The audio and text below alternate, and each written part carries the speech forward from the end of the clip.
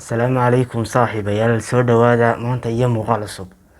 Maanta muuqaalkeenu waxa uu ku saabsan yahay dhimashadii libaaxii caanka ahaa ee la odhan jiray Scarface. Libaaxyadu waxay leeyihiin sifooyin badan oo ka dhigaysa in qof walba uu ixtiraamo. Libaaxyadu waxay leeyihiin noocyo kala duwan oo lagu ammaano luqad kasta amba luqad walba. Libaaxa labka ahi amba aarku waxa uu kaga duwan yahay libaaxa kale amba xayawaanada kale inuu leeyahay sifooyin u gaara. Waxaa ka mid ah sifooyinka geesinimada iyo qaab dhismeedka uu samaysan yahay, sida shaashka badan ee madaxa uga yaala oo lagu tilmaamo taajka ay boqorada madaxa saartaan. Waxaanu libaaxu noloshiisa soo maraa dhowr marxaladood oo kala duwan, taas oo marka dambe ka dhigta libaax geesiya oo laga boqo. Ugu horreyn libaaxu markuu yahay wuxuu dagaalo kala kulmaa libaaxyada kale, kuwaasoo isla markiiba dila libaaxyada yaryar ee reerka la jooga. Dilka hadday ka badbaadaanna waxay la koraan reerka oo u badan goolal badan. Markay gaadhaan 3 sano amba 4 sano waxa reerka ka eriya libaaxa reerka u taliya, isaga oo ka baqaya in hadhow ay meesha ka qaadaan amba ay meesha kala wareegaan.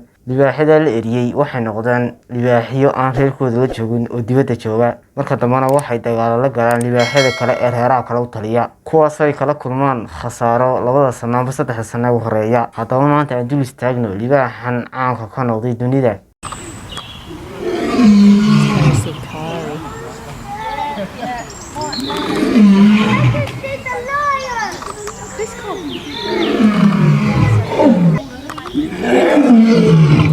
Haddaba magaciisu waa Scarface, waxaana uu dhashay 2007 waxaana uu imika dhintay isagoo 14 sano jira.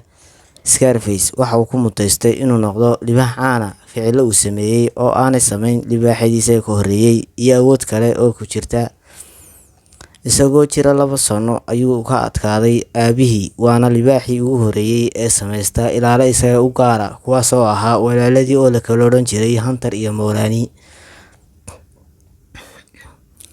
waana sababaha ugu waaweyn ee lagu tiriyo inuu dhul aad u weyn xukumay, waxaana lagu qiyaasaa dhulka uu xukumay 400 oo mayl oo isku wareega, waana dhul aad u weyn. Xerada Masai Mara oo ah xarun lagu talagalay in lagu ilaaliyo xayawaanada duurjoogta ah una dhaxaysa dalalka Kenya iyo Tanzania, iyadoo la aasaasay sanadii 1961. Scarface ayaa halkan ka talinayay muddo 8 sannadood ah oo ahaa boqorka keenta. Scarface waxyaabaha sababay inuu xukumo dhulka intaas leeg ayaa ahayd isagoo dagaalo adag wada galeen libaaxyadii boqorada ahaa ee dariska ahaayeen. Dagaalada uu galay waxaa garabkiisa iyo ilaaladiisa ahaa walaaladii, waana hab cusub oo kaga duwan yahay libaaxyada kale. Waana ay yar tahay in la arko libaax wata walaaladii. Scarface waxyaabaha lagu xasuusto waxaa ka mid ah inuu dagaalo galay 400 oo waraabe.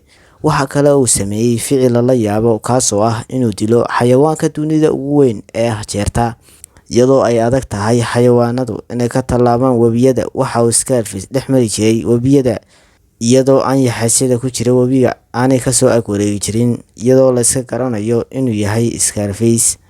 Waxyaabaha caan ka dhigay Scarface waxaa ka mid ah inuu saaxiib la ahaa dadka sawir qaadayaasha ah ee soo booqda keenta, waxaana uu Scarface kasoo muuqan jiray muuqaal kasta oo laga duubo xayawaanada. Waxyaabaha soo jiidan jiray dalxiisayaasha waxaa ka mid ah inuu lahaa shaash aad u qurux badan kana duwanaa libaaxyada kale. Shirkadaha sameeya filimaanta kartoonka ayaa qaadan jiray muuqaalkiisa, dadku aad ayay u yaqaaneen muuqaalkiisa. 10kii bishii Juun ee soo dhaaftay ayaa uu ku dhintay beertii uu ku jiray ee Masai Mara, waxaana aas qaran lagu sameeyey isla dalka Kenya, waxayna si gaar ah u qabsatay warbaahinta caalamka, waxaana jeclaa aktarada matala filimaanta xayawaanada. Haddaba maxaa lagu bixiyey magaca Scarface?